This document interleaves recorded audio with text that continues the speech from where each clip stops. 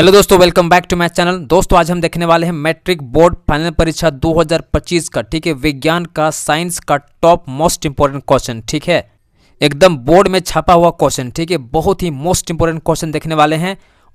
और हम लोग का टारगेट इस बार है अब की बार 450 प्लस पार करने का, ठीक है, जिसे हम लोग अचीव करेंगे।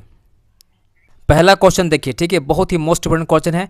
कैल्शियम ऑक्साइड प्लस H2O, ठीक है, को जब रिएक्शन कराएंगे तो क्या बनेगा? कैल्शियम हाइड्रोक्साइड बनेगा, ठीक है, प्लस ऊर्जा बाहर निकलेगा।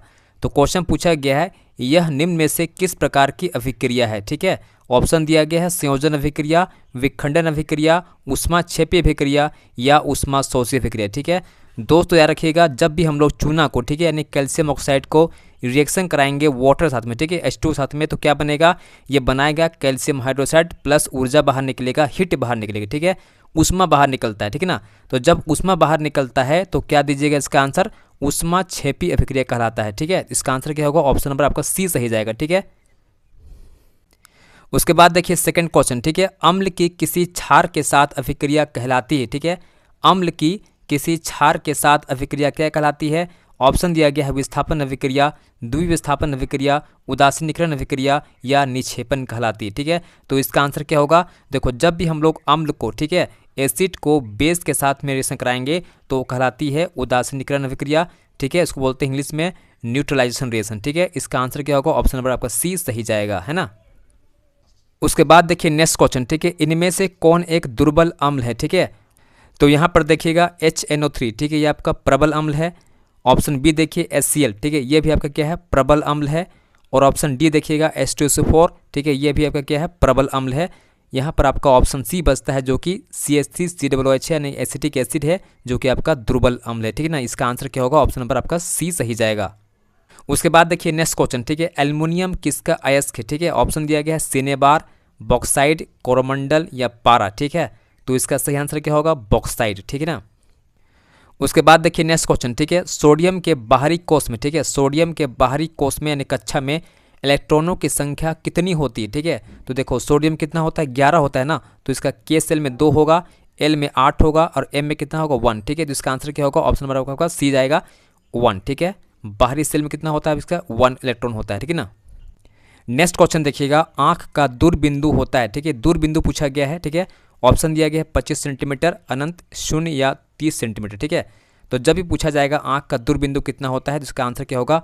अनंत होता है, ठीक है। निकट बिंदु पूछेगा तो इसका आंसर क्या होगा? 25 सेंटीमीटर होगा, ठीक है ना। तो यहाँ पूछा गया दूरबिंदु, इसका आंसर क्या होगा?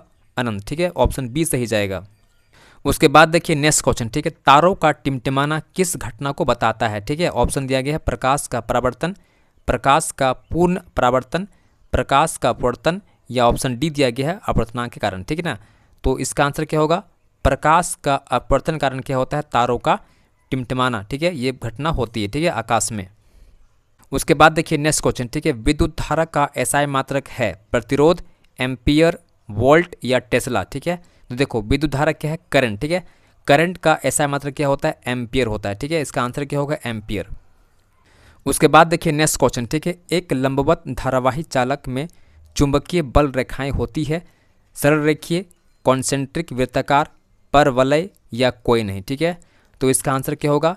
कॉन्सेंट्रिक सर्कल के रूप में होती है, कॉन्सेंट्रिक वृत्ताकार होती है, ठीक है। तो जब भी हम बात करेंगे एक लंबवत धारावाही चालक में चुंबकीय बल रेखाएं, तो याद रखिएगा कैसे होती है? कॉन्सेंट्रिक सर्कल के फॉर्म में होती है, इस प्रकार से होती है, ठीक है। ये आपका चुंबकीय बल रेखाएं हैं, ठीक है ना।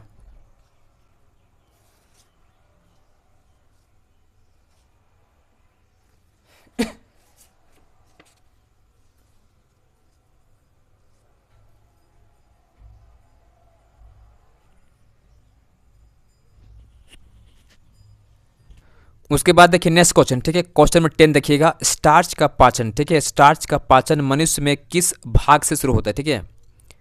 उसके बाद देखिए नेक्स्ट क्वेश्चन, ठीक है, क्वेश्चन नंबर 10 देखिएगा, स्टार्च का पाचन मनुष्य के किस भाग से शुरू होता है, ठीक है। ऑप्शन दिया गया आंत से, यकृत से, मुंह से या पित्ताशय से, ठीक है।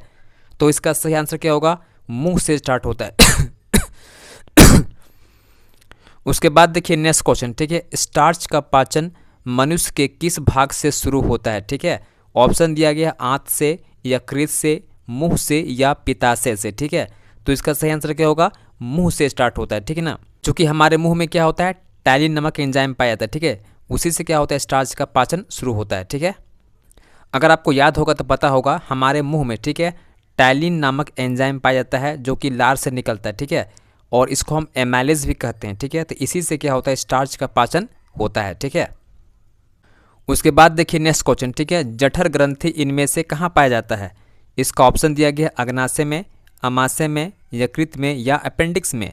तो इसका सही आंसर क्या होगा, अमाशय में पाया जाता है जठर ग्रंथि, ठीक है, याद रखिएगा। इसके बाद देखिएगा नेक्स्ट क्वेश्चन, ठीक है, इनमें से कौन सा पादप हार्मोन पौधों के मोटाई में वृद्धि कराता है, ठीक है। ऑप्शन दिया गया ऑक्सिन, साइटोकाइनिन, जिब्रेलिन या एबिसिबिक अम्ल, ठीक है। बहुत इंपॉर्टेंट क्वेश्चन है, इसका सही आंसर क्या होगा, ये होगा आपका जिब्रेलिन से, ठीक है। जिब्रेलिन से क्या होता है, पौधों के मोटाई में वृद्धि होती है, ठीक है ना।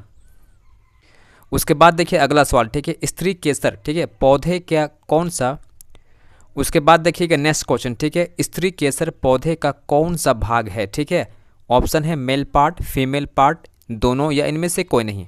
तो इसका आंसर क्या होगा, ये स्त्री केसर जो होता है ना पौधे का फीमेल पार्ट होता है, ठीक है ना। तो इसका आंसर क्या होगा, ऑप्शन बी सही होगा। उसके बाद देखिएगा नेक्स्ट क्वेश्चन, ठीक है, बीजांड कहाँ पाया जाता है, ठीक है। बीजांड कहाँ पाया जाता है, ऑप्शन दिया गया परागकण में, पुंकेसर में, अंडाशय में या इनमें से कोई नहीं, ठीक है। तो इसका सही आंसर क्या हो जाएगा, अंडाशय में पाया जाता है, ठीक है। पौधे के अंडाशय में बीजांड पाया जाता है, ठीक है ना। उसके बाद देखिएगा नेक्स्ट क्वेश्चन, ठीक है, अम्लीय वर्षा के लिए इनमें से कौन सा गैस उत्तरदायी है, ठीक है ना। तो ऑप्शन दिया गया है कार्बन डाइऑक्साइड गैस, ठीक है, नाइट्रोजन डाइऑक्साइड, सल्फर डाइऑक्साइड, ठीक है, या हाइड्रोजन। तो इसका सही आंसर क्या होगा, सल्फर डाइऑक्साइड, ठीक है। यही गैस क्या होता है, अम्लीय वर्षा के लिए उत्तरदायी होता है, ठीक है ना। ऑप्शन आपका सी सही हो जाएगा।